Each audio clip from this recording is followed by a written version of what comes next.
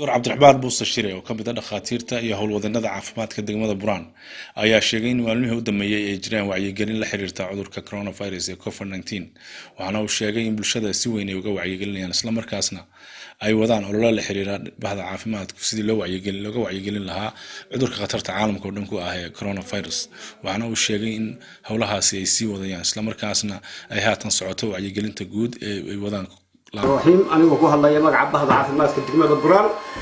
وحن كهو عيدلنا مجانا مدبنا كسعودي عذر كان كورونا فيروس مجانا أنت بدل الدنيا الشامية وحن كو عيدلنا مركب مدة غير البران إنه واحد إنه قاطع في مع عافمات كدقمة ده إيو بعض عافمات كويسو قد بليسو سيد الله سعوتان وعيدلنا بالأربعة واحد سعوتان دجانك وكو عيدلنا دخاتير تدقمة كو عيدلنا يعني قاطعين إنه يكفوا قادن جوبها بالشباب يسوس ماطو sida kale la joojiyo salaamaha kale iyo waxyaabaha badan oo lagu kala qaadayo cudurkan coronavirus waxaan rajeynayaa boqolkiiba degmada Buraan iyo nawaaxigeeda inay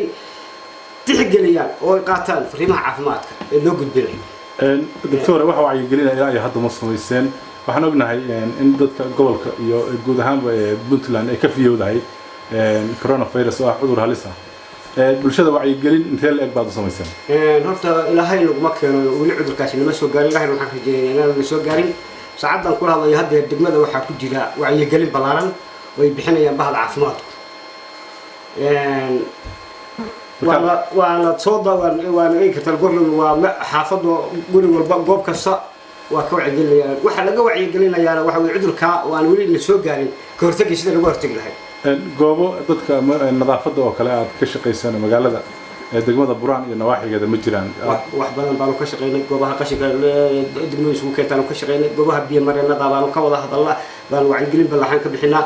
biyaha tubooyinka biyaha oo dadku cabaanin hamaha lagu keydiyo baan inta badan tixgelinta ballaaran inta badan siinaa waxyaabo badan oo bahal caafimaad inkastoo ay jirto baahiyo caafimaad oo badan ay degmadu u baahan tahay